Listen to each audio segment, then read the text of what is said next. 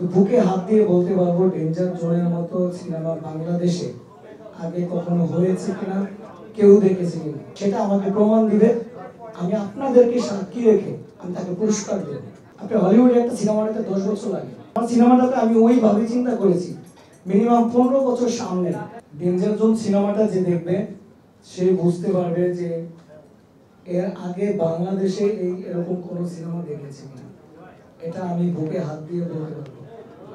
হয়তো আমি ছোট মানুষ জুনিয়র, কিন্তু বুকে হাত দিয়ে বলতে পারবো ডেঞ্জার জোনের মতো সিনেমা বাংলাদেশে আগে কখনো হয়েছে কিনা, কেউ দেখেছে কিনা। যদি কেউ বলতে পারে যে হ্যাঁ এরকম হয়েছে, তাহলে আমি তাকে পুরস্কার করবো ব্যক্তিগতভাবে। সেটা আমাকে প্রমাণ দিবে। আমি আপনাদেরকে সাক্ষী রেখে আমি তাকে পুরস্কার দেব। আত্মবিশ্বাস না, এর চেয়ে বড় কিছু। তবে দেখতে হবে, না দেখলে তো বুঝবে না। কারণ আমি বলেছি, বলেন আপনি বলেন, আমি বলেছি যে আমার সিনেমাতে দেখানো হয়েছে একটি গাছ একটি মানুষকে খেয়ে ফেলে। বলেন বাংলাদেশের সিনেমা আপনি দেখেছেন? এখানে কে দেখেছে বলতে পারবে? পারবে না। এইটাতেই বলে তো এরকম আমার এই সিনেমাতে অনেক দৃশ্য রয়েছে। এবং আরেকটা কথা হচ্ছে, অনেকে বলে যেটা সত্যি যে 5 বছর আগের সিনেমা।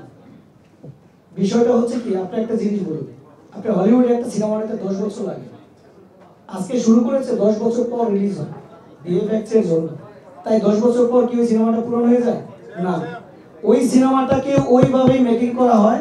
ওই সিনেমাটাকে অতটা টাইম নিয়ে আমার সিনেমাটাকে আমি ওইভাবে চিন্তা করেছি মিনিমাম 15 বছর সামনে। আমি যখন গল্পটা লিখেছি, আমি নিজে যেহেতু লিখেছি, আমি তখনই চিন্তা করেছি গল্প লেখার সময় আমি চিন্তা করেছি আমি কি এই মুহূর্তে প্রডিউসার পাবো, নাও তো পেতে পারি। সো আমি যে 10 বছর 15 বছর পরও যদি আমি প্রডিউসার পাই, তাহলে আমি সিনেমাটা বানাতে পারি।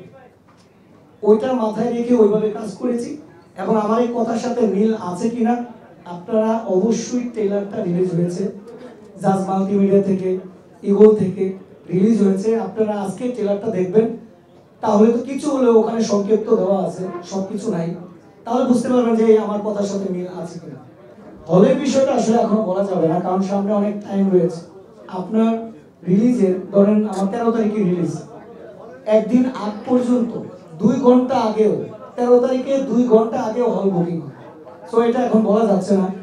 আর সিনেমার বাজেট আসলে কি, সিনেমার বাজেটটা আমার, এটা বলে আপনারা বিশ্বাস করবেন কিনা জানি না, এটা আপনারা দেখেন না। আমার একটা এই সিনেমাতে একটা গানের বাজেট রয়েছে 12 লাখ টাকা, শুধু একটা গান, সেখানে 3টা গান রয়েছে। এবং সিনেমাটায় কতটুকু বাজেট থাকতে পারে এটা আপনারা দেখেন, তখন আপনাদের একটা ধারণা হবে।